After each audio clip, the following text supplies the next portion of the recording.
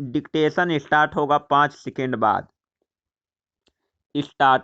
माननीय अध्यक्ष महोदया, हम देख रहे हैं कि जब से हमारी सरकार इस देश में काम कर रही है तब से स्लम्स के डेवलपमेंट के लिए बहुत अच्छे कार्य हो रहे हैं। अच्छी अच्छी योजनाएं लाई गई है।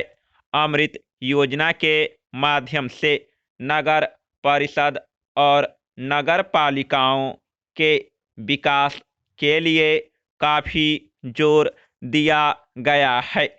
मैं आपके माध्यम से माननीय मंत्री जी से जानना चाहता हूं कि जिस तरह से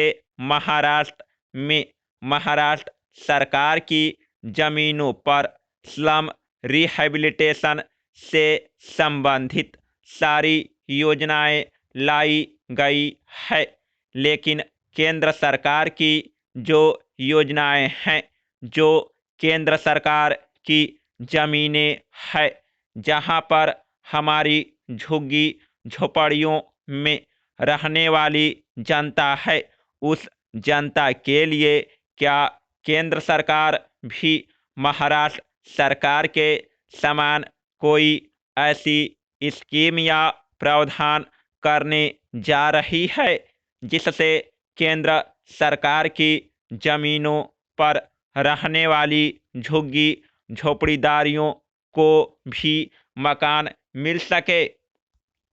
उपाध्यक्ष महोदय, या मैं आपके माध्यम से माननीय सदस्य को सूचित करना चाहूँगा कि जैसे कि भूमि राज्य का विषय है, इसलिए मलिन बस्तियों की जिम्मेदारी राज्य सरकार की है।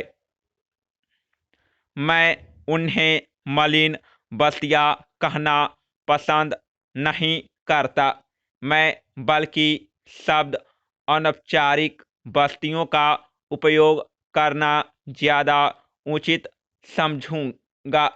और यही वह शब्द है जो अब व्यापक रूप से अंतर्राष्ट्रीय स्तर पर प्रयोग किया जाता है। इन अनौपचारिक बस्तियों की प्राथमिकता जिम्मेदारी राज्य सरकार की होती है। तथापि जैसा कि माननीय सदस्य ने कहा, अमृत योजना के अंतर्गत केंद्र सरकार के कार्यक्रमगत हस्तक्षेपों के माध्यम से, जिसमें जल नल कनेक्शन, सीवेज और स्टेपेज उपलब्ध कराना शामिल है। मैं खुद को दोहराऊंगा, मैंने कहा कि अनौपचारिक बस्तियों या मलिन बस्तियों की प्राथमिक जिम्मेदारी राज्य सरकार की होती है। तथापि केंद्रीय सरकार के कार्यक्रमगत हस्तक्षेपों के माध्यम से, मुख्य रूप से अमृत जैसे फ्लैगशिप कार्यक्रमों के माध्यम से, जिसमें जल नल कनेक्शन, सीवेज और सेप्टेज उपचार, बरसाती पानी की निकासी, स्वच्छ भारत मिशन, प्रधानमंत्री आवास योजना आदि शामिल है, में काफ़ी काम केंद्र सरकार ने किया है। जैसा कि माननीय सदस्य ने स्वीकार किया है, विशेष रूप से प्रधानमंत्री आवास योजना में एक खंड है जो कि स्वस्थानीय मलिन बस्ती पुनर्वास है, और इस खंड के अंतर्गत काफ़ी कुछ कार्य महाराष्ट्र राज्य सहित किया जा चुका है। अब माननीय सदस्य यह जानना चाहते हैं कि क्या भूमि जो केंद्र सरकार की है में महाराष्ट्र में या अन्य स्थानों पर मलिन बस्ती पुनर्वास के संबंध में और अधिक कार्य किया जा सकता है?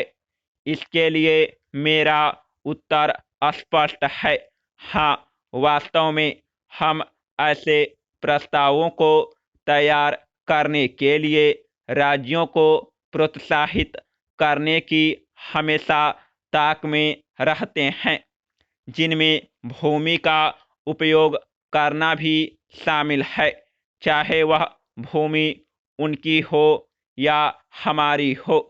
और अगर किसी भी प्रकार का प्रोग्रामेटिक हस्तक्षेप हम कर सकते हैं तो हम ऐसा करने में काफ़ी खुश हैं। अब महाराष्ट्र या अन्यत्र राज्य के संदर्भ में हमारे पास उन रिहायशी एककों के सटीक आंकड़े हैं जिन्हें स्वस्थानीय मलिन बस्ती पुनर्वास के अंतर्गत विकसित किया गया है। हम राज्य सरकार को केंद्र सरकार की भूमि का उपयोग करने के लिए हर समय प्रोत्साहित कर रहे हैं, चाहे वह रेलवे के पास हो या किसी अन्य केंद्र सरकार की एजेंसी के पास। हमने यह अभिलिखित किया है कि केंद्र सरकार उस सेक्टर के माध्यम से 1 लाख रुपये प्रति रिहायशी यूनिट प्रदान करेगी। हमें राज्य सरकार के साथ मिलकर और प्रस्ताव लाने की आवश्यकता है। हम प्रधानमंत्री आवास योजना के इस खंड के तहत किए गए कार्यों को बढ़ाने पर विचार कर रहे हैं। समाप्त। डिक्टेशन अच्छा लगा हो तो शेयर कीजिए, चैनल को सब्सक्राइब कर लीजिए।